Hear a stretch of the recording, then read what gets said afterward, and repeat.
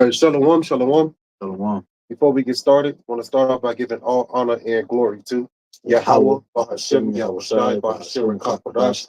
All right, double honors to our apostles and elders at Great Millstone. Shalom to the elect, the ones out there doing this work diligently, and chiefly keeping the faith, making your calling, your election sure. We're going to get right into it. Now, this is the 30th parable, right? Doing the parables of Yahawashi on the channel. And the title of this particular parable is called The Great Supper. Without further ado, we're going to get right into it. You got it, brother. This is Luke chapter 14 and verse starting at 16. Okay. It says, Then said he unto him, a certain man made a great supper, and bade many, sent his servant at supper time to say to them that were bidden, Come, for all things are now ready. And they all with one consent began to make excuse. The first said unto him, I have bought a piece of ground, and I must needs go and see it. I pray thee have me excused. And another said, I have brought 5 yoke of oxen, and I go to reprove them. I pray thee have me excused. And another said, I have married a wife, and therefore I cannot come. So that servant came and showed his lord these things. Then the master of the house, being angry, said to his servant, Go out quickly into the streets and lanes of the city, and bring in hither the poor and the maimed, and the halt and the blind. And the servant said, Lord, it is done as thou hast commanded, and yet there is room. And the Lord said unto the servant, Go out into the highways and hedges, and compel them to come in, that my house may be filled. For I say unto you that none of those men which were bidden shall taste of my supper. That's right. So this parable is bringing out a bunch of points. Okay. All right. One of the first points it brought out at the beginning of the parable is how, many made excuses. Okay. They made excuses and didn't want to come to the supper. Mm-hmm. All right. And really, that's this truth. You can't be making excuses when it's concerning this truth. All right. All of those excuses is really vanity at the end of the day. Okay. Said right here in verse 16. Now the one who's making this particular supper is the Lord Yahawah. All right. And it's really, a supper for the Lord. All right. It links up with Matthew 22 as well, talking about the marriage, right? It's being prepared for his son. Okay. So, this supper here is welcoming everybody in to fill seats. But before you know it, everybody in the room is going to be judged. You see what I'm saying? Like, it's not just a regular supper that's being taken place. Now, each of these seats, is being filled with particular workers. And if you're not working and doing what the Lord wants you to do, then it's judgment there,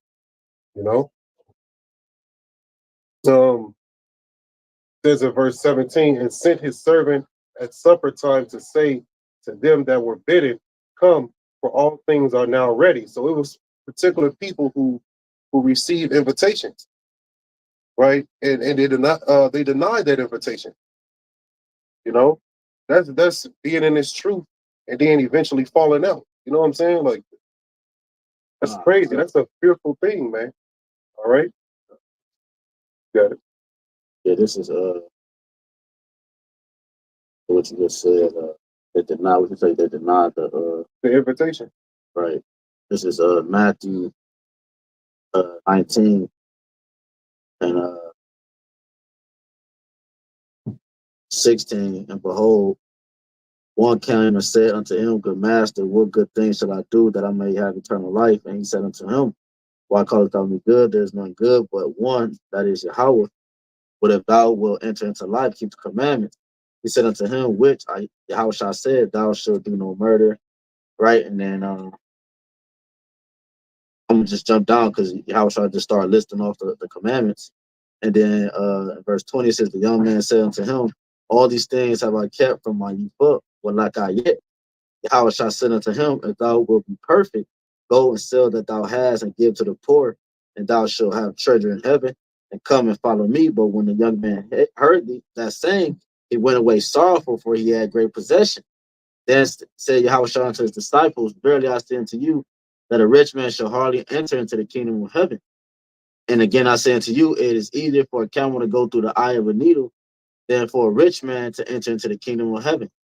Right, the small entry door. Right, camels got them humps, and you know they have to stoop down and humble themselves. It says when his disciples heard it, they were exceedingly amazed, saying, "Who then can be saved?" So that's the point. So linking on what you just said, bro. You remember what the last thing you said again? Yeah, how they were bidden to the marriage. They were invited and they rejected. And they rejected. So that's what he did right there. You know, he was invited to he was invited to be joined with the Lord, and he denied it. You know what I'm saying? That's why he went away sorrowful, because he had great possessions. You know what I'm saying? So give you an example of what I just said about the denial, man, and that's what the Lord is doing right now. He's sending out the invitations, man. You know, he said bid them, like you said, bid them to the marriage, so that his house may be full, right? Because that's the thing, bro. Everybody gonna witness this marriage, bro. You know, the Lord is requiring for us to fill the room with his elected, his woman, man. You know, the elect. You know, the guests and all that. You got it. Yeah, he's you know, his bride is being prepared. Right. Okay, and who's the bride? The elect in this time, right? Israel. Okay. Now, a precept right here in Matthew 22, and I'm going to start at verse 2. It says, the kingdom of heaven is like unto a certain king, which made a marriage for his son. Verse 3, and sent forth his servants to call them that were bidden to the wedding, and they would not come.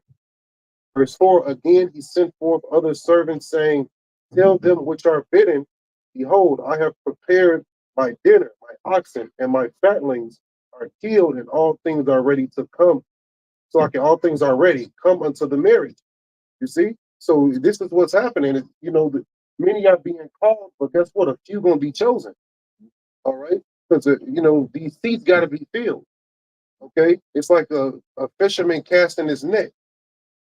All right, he's gonna bring in the bad and the good, and then in the end, right at the end of that fishing day, he's gonna separate the good from the bad. All right, and that's what's happening through the spirit right now, man. Okay, got some? Nah, okay. What verse you at? I was at verse yeah, verse 4. Yeah, because it says and what's that? Where it says, and again he sent forth other servants, saying, tell them which are bidden, behold, I have prepared my dinner. My oxen and my fatlings are killed, and all things are ready to come into the marriage. And that's man. The Lord is you know, that's what he's that's what's being prepared, is the sacrifice, the offering towards the Lord. You know, that's what we preparing, you know.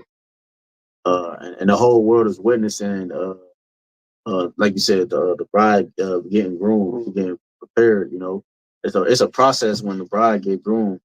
You know what I'm saying? You know, she got the whole getting her hair done, and you know what I'm saying. So the elect is being groomed for the marriage, right? And all those who will witness the marriage is being groomed too, man. You know, because you know you got the audience, they got to get ready for you know, also. You know what I'm saying?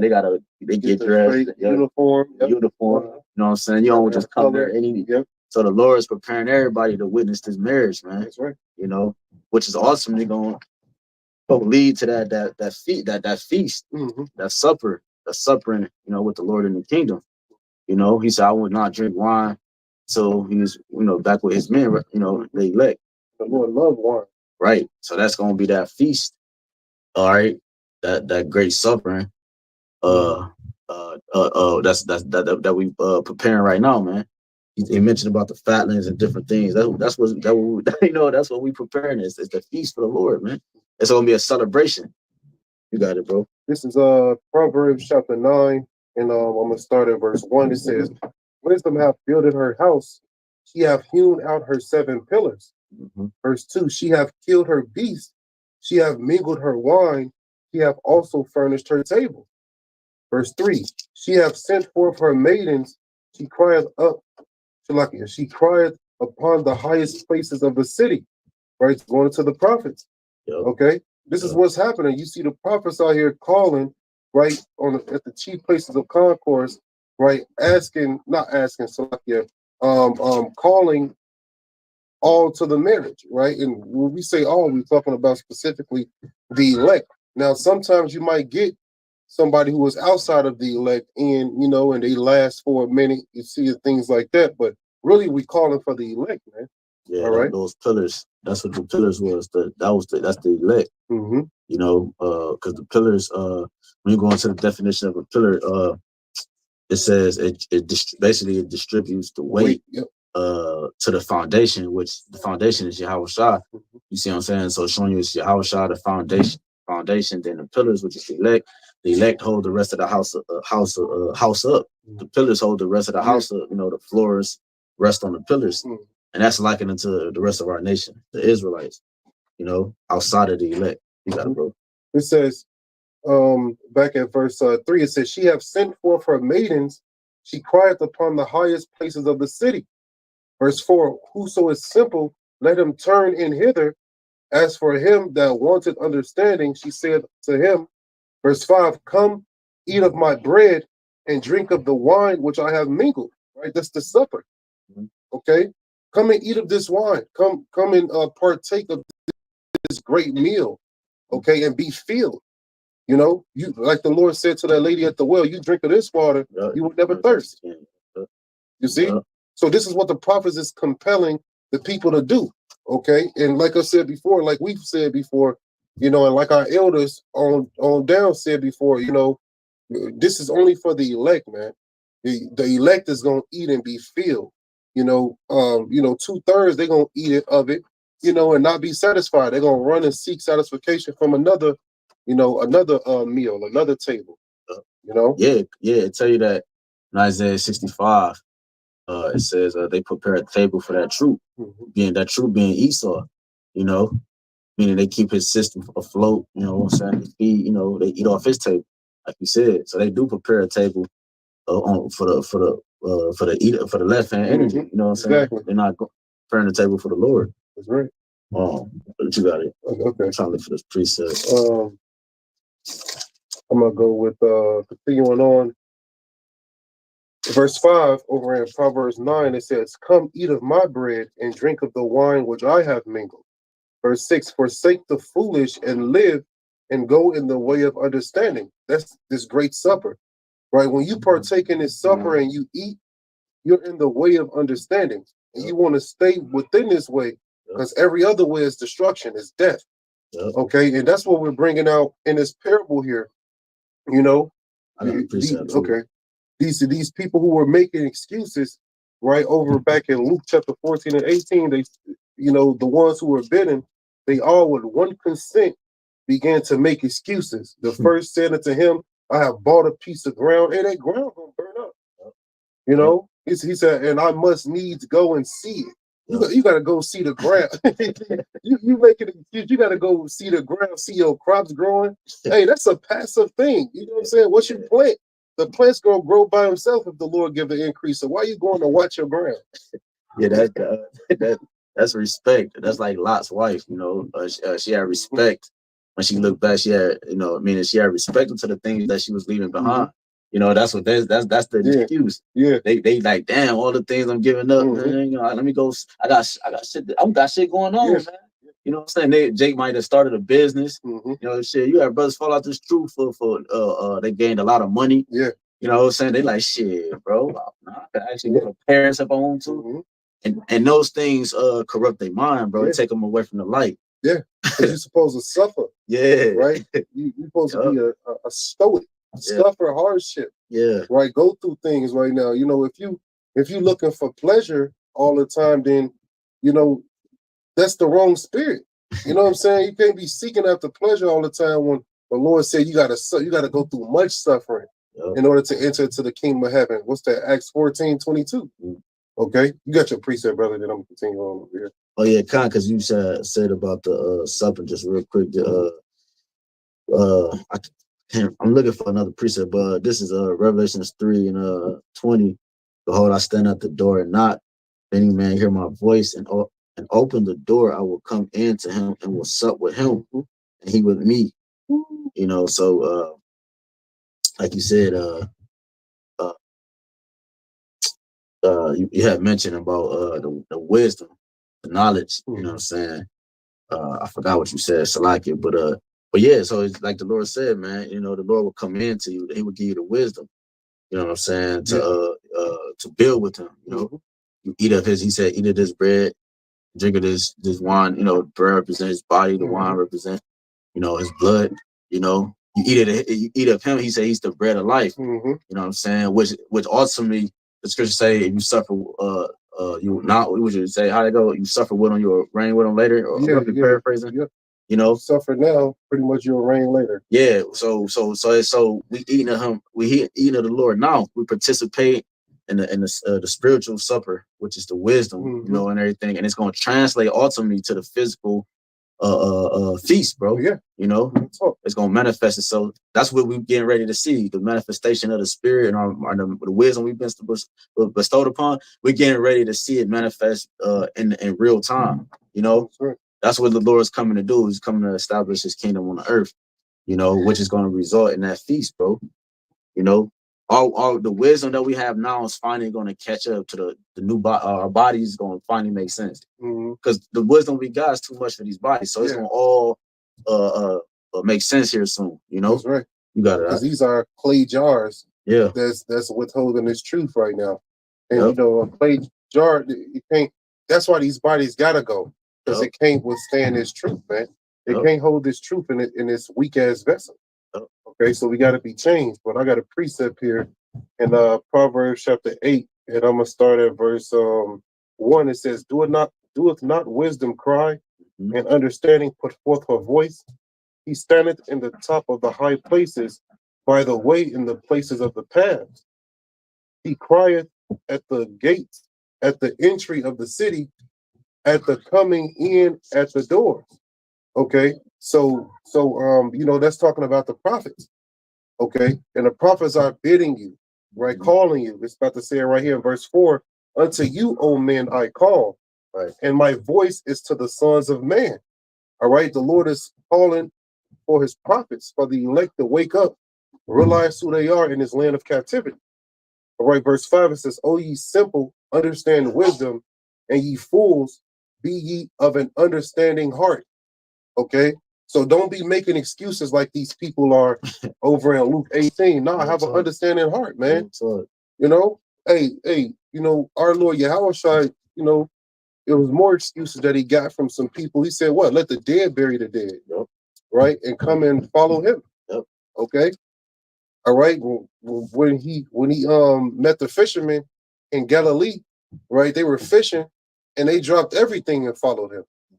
You know, and that's what we do through the spirit, man. We follow the voice of the shepherd wherever it goes, man. Continuing on, it says, verse 6, Herefore I will speak of excellent things, and the opening of my lips shall be right things. Going into these prophecies, man. All right, that's what's excellent. These prophecies are freeing us from the bondage of Esau Edom. Yeah, that's all. Yeah, the truth shall set us free. Yeah, you know, that's what's true prophecies. You know, and that's has set, like you said, set our minds free from the bondage of Esau. You know, his witchcraft. But I do got a quick one. Matthew 24 and I start at this is Matthew 24 and 46. It says, Blessed is that servant whom his Lord, when he cometh, shall find so doing. Verily I say unto you, that he shall make him ruler over all his goods. If that evil servant shall say in his heart, My Lord delayeth his coming, and shall begin to smite his fellow servants, and to eat and drink with the drunken, the Lord of that servant shall come in a day when he looketh not for him, and in an hour that he not aware of, and shall cut him asunder and appoint him his portion with the hypocrites. There should be weeping and gnashing of teeth. Because you had said, you had mentioned about the different, like not eating that, forgot how you put it, bro, but about the bread, you know, but different bread. You know what I'm saying? And that's, so this is the judgment when it comes, because we mentioned Isaiah 65, the table that that Jake is preparing is not up for the Lord. They preparing it for the enemy. That's the spirit, bro. That's the spirit. So that's the Lord said He's gonna appoint you your portion, right? Because you're eating with the and drinking with the drunken. That the eating and drinking with the drunken is what's keeping this world in darkness. You know what I'm saying? I forgot the point, but you got it though. Just to add to that point, because that's why Jake went into captivity. Okay, that's because of that idolatry, because of that, eating of another bread. And Jake is still doing that to this day, right? 2/3 of our people, but you got the remnant, the elect are waking up and they're realizing, the abominations that they have committed against the Lord, and they're repenting from it. Okay. Now, this is Jeremiah 2, and I'm gonna start at verse 4. It says, "Hear ye the word of the Lord, O house of Jacob, and all the families of the house of Israel." Because all of these people who denied coming to the supper, they made something else their God. They made something else their power. Like the one guy, he said, "I got to go watch my ground." That became his power. Exactly. Right. The person who said the oxen, he got to tend to that. That became his power, the riches. Right. And these are gods, right? If you're not worshiping these regular idols that was created by man, you worshiping, money or anything like that. Those are gods you're giving power to. That's right. Okay. This is verse 7. I'm gonna jump down to. It says, "And I brought you into a plentiful country to eat the fruit thereof and the goodness thereof. But when ye entered, ye defiled my land and made my heritage an abomination." By doing what? By eating, that bread, that wickedness, which is idolatry. Okay. It says, verse 13, it says, "For my people have committed two evils. They have forsaken me, the fountain of living waters, and hewed them out cisterns, broken cisterns that can hold no water." Right? Talking about those other gods. Okay. Following these other nations' gods. All right. And that's the point. That's the problem with Jake. You keep doing what the Lord dislike, what the Lord hate. Okay. Let me see here. Fucking a little bit more over here.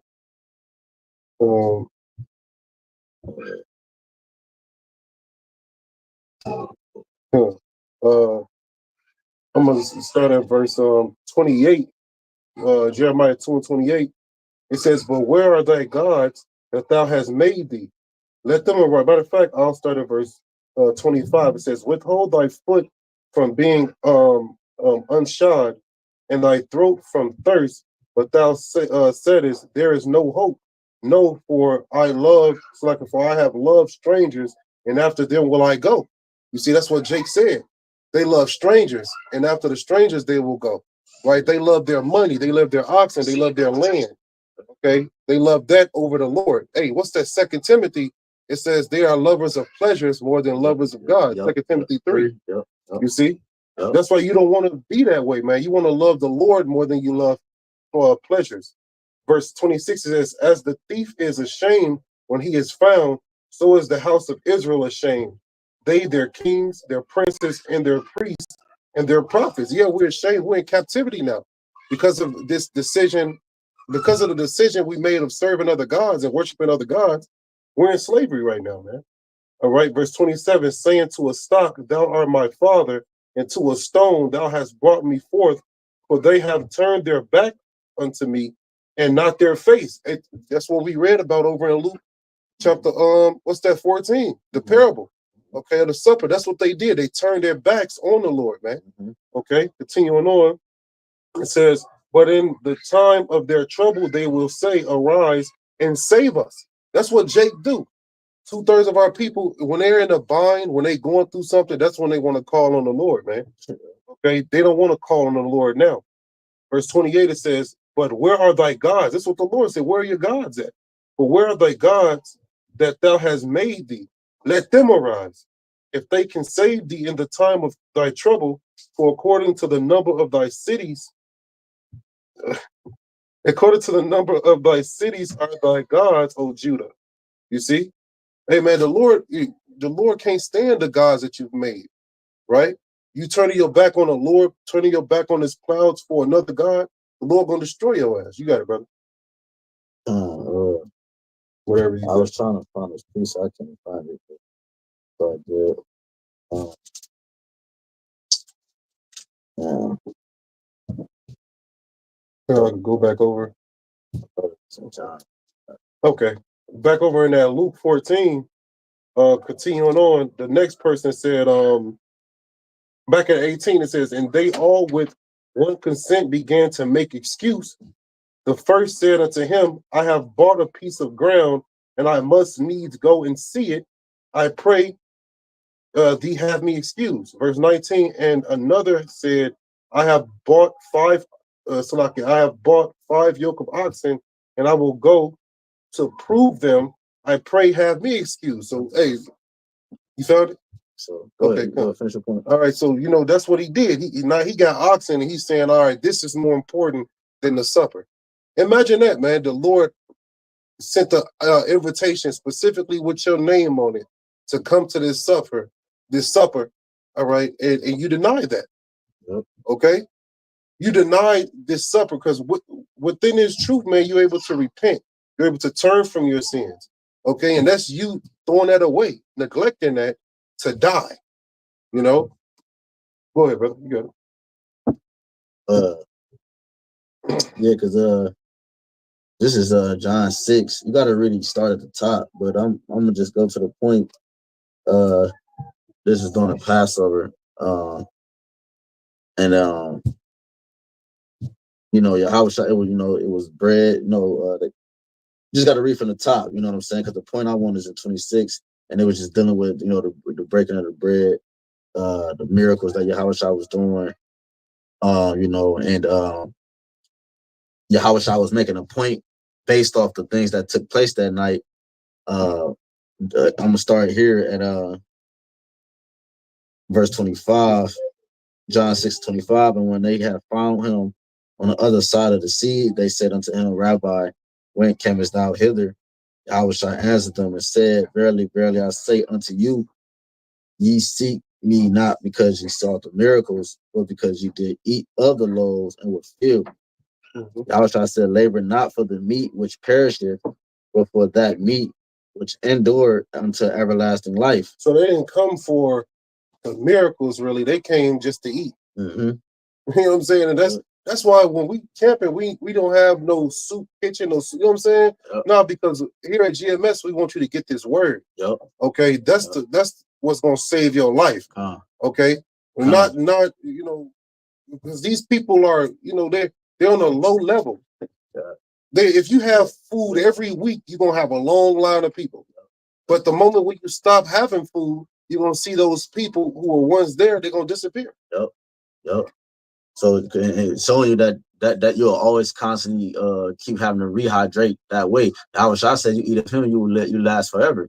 With his bread, his food lasts forever, man. Mm-hmm. He said, St. John 6:27, labor not for the meat which perisheth. See, these things have an end. These gods, right? The things that you put before the Lord, they have an end to it. You know what I'm saying? Yahawashi, he don't have an end. He's telling you like he's the way to immortality, everlasting life. Right. He said, labor not for the meat which perisheth, but for that meat which endure unto everlasting life, which the Son of the Man shall give unto you. For him have the Most High the Father sealed. You see, because it's for the elect, and they got the full 100% knowledge. You know what I'm saying? To be able to have access to the table, to be able to sit at the table, right? To receive that food. You know what I'm saying? The proper bread, which is the truth, the oil, and the knowledge, wisdom, understanding. That's right. So that's what he's telling them, bro. So if you eat of the Lord, you last forever. Like you said, you mentioned St. John 4. You drink of this water, you should never thirst again. You got it. That's right. Now those things that those people rejected the invitation for, those things perish. Mm-hmm. All right. I got a precept just to go into the idolatry and things like that, because that's what you do when you eat another's bread. All right. This is Jeremiah 30 and verse 12. It says, For thus saith the Lord, thy bruise is incurable, and thy wound is grievous. All right. He's speaking to the 2/3. Okay. Because the elect, their wound is being cured because they're accepting the invitation. They're coming to the wedding. They want to be reproved. Okay. Jeremiah 30:12, for thus saith the Lord, thy bruise is incurable and thy wound is grievous. Verse 13, there is none to plead thy cause, that thou mayest be bound up. Thou hast no healing medicines. Verse 14, all thy lovers have forgotten thee. They seek thee not, for I have wounded thee with the wound of an enemy. You see? Yeah, you want to reject the invitation, but through that rejection equals death. All right? By you accepting the invitation is life, man. All the lovers, your gods, right? All the gods that you serve, okay, have rejected you, have forsaken you. You know, the scripture says that. Verse continuing on in the verse 14, it says, with the chastisement of a cruel one for the multitude of thine iniquity, because thy sins were increased. Verse 15, why criest thou for thine affliction? Thy sorrow is incurable for the multitude of thine iniquity, because thy sins were increased. I have done these things unto thee. Since you constantly reject the Lord, now he gonna reject your ass, man. Okay? And that's what? Proverbs 1, 2 as well. You got something? This is that was okay. You know, brother on the comment board, Kazak Bon Yahawashi got a couple precepts too. Shalom, shalom to everybody who's watching. The first one he put up was James 1:21. Wherefore lay apart all filthiness and superfluity of naughtiness, and receive with meekness the engrafted word, which is able to save your souls. All right, that's what happens when you come into this truth. You're able to save your soul. Okay, when you accept that invitation from the Lord, all right, and you take part of this supper, right? You do your part. Hey man, you can deliver your soul, like it says in Ezekiel 3. All right, you tell the wicked, you warn the wicked of his way. Yeah, if he don't change, he gonna die in his wickedness. But you have delivered your soul. Okay, you got something, brother? This is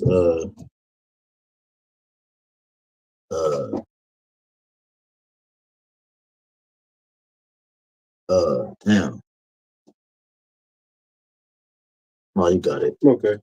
Another precept, the brother Kazak Bon Yahawashi put up, John 7:38. He that believeth on me, as the scriptures have said, out of his belly shall flow rivers of living water. All right. Hey, believing on Yahawashi, it comes with perks. Okay, you're connected to a well of information. You're connected to life. All right. You know, through believing in Yahawashi, you don't have to fear nothing else. All you have to do is fear the Lord, man. Okay. And you got to believe the Lord or trust in the Lord as the scriptures say. You see, not your own words, right? No, you got to believe these words that the scriptures say.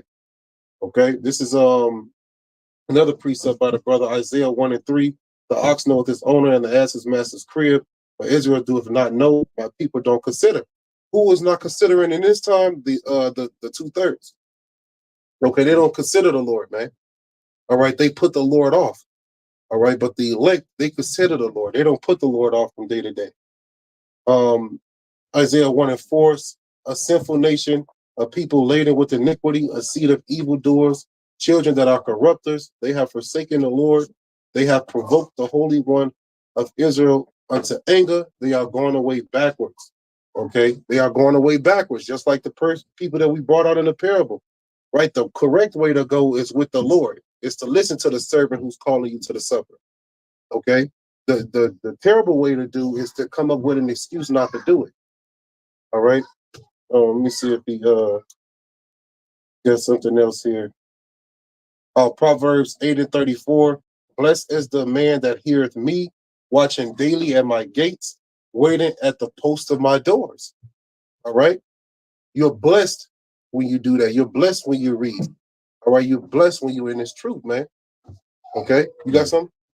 I was just reading the word for supper. Mm-hmm. And Adam, it says, well, for sup as a verb, it says take the principal meal of the day. You know. The principal meal of the day. You are important. Go ahead. No.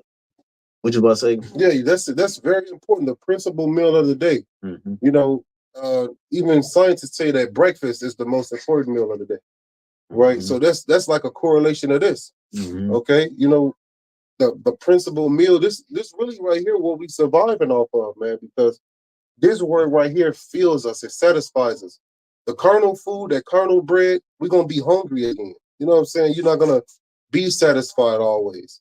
All right, but by you reading this word, eating of this bread, it's gonna keep you soothed all the way through Jacob's trouble, all the way through, the nuclear missiles, through it all, man. You know, you got it. It says it mentions it goes into like the last meal, eat the evening meal. Okay, the last meal of the day. Yeah, because supper typically, I remember back in the day, they used to call dinner and supper was like synonymous. Yeah. So Salakia, not breakfast, but dinner. Yeah. So I guess it yeah, because usually dinner is like the heavier meal. You know what I'm saying? Like that you eat. Because when you sleep, when you sleep, your body is fast. It's fasting, you know, so it's eating with whatever is the last thing you had, you know, whatever's on his body. It's like what is it? How long is it? 18 hours before your body actually kick into the gear that you need for fasting. So you got to fast for 18 hours. So the point is that supper is the heavier meal. Like I remember Apostle Gabar was talking about, you know, intermediate fasting. You know what I'm saying? So you break your fast with the hydration, and then you eat smaller meals, and then eat your big portion around 4 or 5 o'clock. You know, so this is that great supper that's getting ready to happen. Which it says last supper, but this supper that's about to happen is actually the first. You know, because it's going to take place. It's going to transition into like it says, Second Ezra 6. I believe, or Second Ezra 6 about Esau is the end of the world, Jacob is the beginning of the followers. So this last incarnation, the last state, this is what you see. You see the last of this is the last of it. It ain't no more captivities after this or nothing like that. So this is about to be the great, the last gathering, bro. The last gathering. Yeah, exactly. Yep. You know, several times, in history, we were gathered in, for dinner. This is the last one. Yep. All right. Yep. Every time in those past captivities, we remembered ourselves and turned back to the Lord. That was a gathering of supper. You see, and this is the last one right here, man, where we're gonna gather and we're gonna keep this word forever. Yep. After we consume this bread, Yep. It ain't gonna fall from us anymore, man. It's gonna stay with us and it shall not depart from us, because it's gonna be, embedded in us in that new covenant, like it says in Hebrews 8 and Jeremiah 31. Okay. You got something else? Okay. The brother Kazak Bon Yahawashi posted another precept here. Proverbs chapter 8 and 35. For whoso findeth me findeth life and shall obtain favor of the Lord. All right. Proverbs 8 and 36. But he that sinneth against me wrongeth his own soul. All they that hate me love death.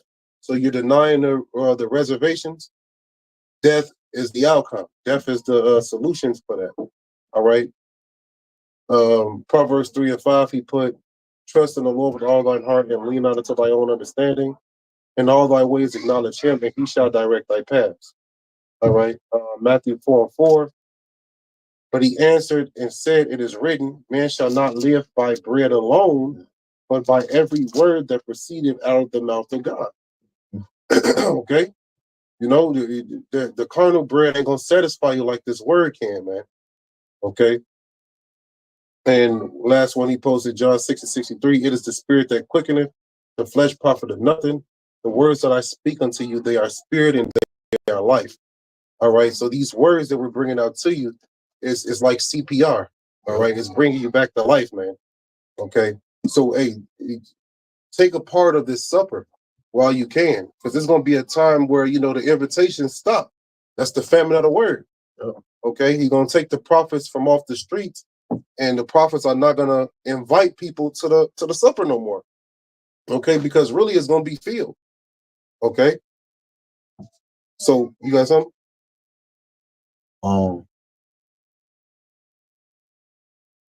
That's cool. What you about? What you about? Yeah, you can wrap it up. You ain't got nothing? Well, I guess I'll bring it out. This is Matthew 26 and 26. It says, and as they were eating, Yahawashi took bread and blessed it and brake it and gave it to his disciples and said, "Take, eat. This is my body." He took he took the cups like it and gave thanks and gave it to them, saying, "Drink ye all of it, for this is my blood of the New Testament, which is shed for many for the remission of sins. But I say unto you, I will not drink henceforth of this fruit of the vine until that day when I drink it new with you in my Father's kingdom." And when they had sung in hymn, they went out into the Mount of Olives. So yeah, Yahawashi was breaking the bread, and gave him the wine, and he told him what it represented, which when you go to 1 Corinthians 1:30, it said Yahawashi is made unto us sanctification, redemption, wisdom. So Yahawashi is made unto us these things. It said, and he broke down the blood and the bread and what it represents. And then he said, going back to the verse of 28, for this is my blood of the New Testament, which is shed for many for the remission of sins. But I say unto you, I will not drink henceforth of this fruit of the vine until that day when I drink it new with you in my Father's kingdom. You know what I'm saying? So he's literally, he's literally the way, the only way to, what I'm saying, like we said earlier, immortality. You know what I'm saying? That great feast. You see what I'm saying? He's the one that the supper is for. Like, who's the feast for? You know what I'm saying? So he's telling you the things in which the acts, was it the what is the word when you got parties and stuff in the world, like the VIP, RSVP. He's showing you how to RSVP for the feast, bro. Because like you said, it's limited amount of seats. You know what I'm saying, at the table. You know what I'm saying? Yahawashi didn't have the Passover with everybody. He had the Passover with his men, his 12. So like you said, it's limited amounts of seats. You know what I'm saying? And to the marriage, to the ceremony, man. That's right. You want to keep your seat. Yep. And you want to do what's required of you, so that way, you're not cast away. Yep. Right. The Lord coming to you, be like, friend, where's thy garment? Yeah, right, exactly. You see? No, you want the Lord to be like, all right, you're supposed to be here. Because if you don't have the correct garment on, which is this truth, this wisdom, knowledge, understanding, all right, you're going to be cast out in utter darkness, death. Okay? Yeah. That's it. That's it. But wait, I want to get this real quick. This is Psalms 115, verse 11. Ye that fear the Lord, trust in the Lord. He is their help and their shield. Verse 12, the Lord hath been mindful of us. He will bless us. He will bless the house of Israel. He will bless the house of Aaron. See, verse 13, he will bless them that fear the Lord, both small and great. Okay, so just wanted to leave you with those words too as well, man. By you trusting in this invitation, staying in this truth, the Lord will bless you. All right, he will bless you in this life right now, as well as he will bless you, in that new covenant too as well. So you got to know. Yeah, kind of. He said, my reward is with me. No. So Lord, what is edifying? We'd like to give all honor and glory and praise and worship to our power. Yahawah, BAHASHAM, Yahawashi, BAHASHAM, HAQADASH. Double honors to our apostles, Bishop and Millstone. Peace citations to the hopeful elect. 144,000 and the rest of the large multitude, men, women, and children. Until next time, shalom. Shalom. Come on, shalom. Shalom.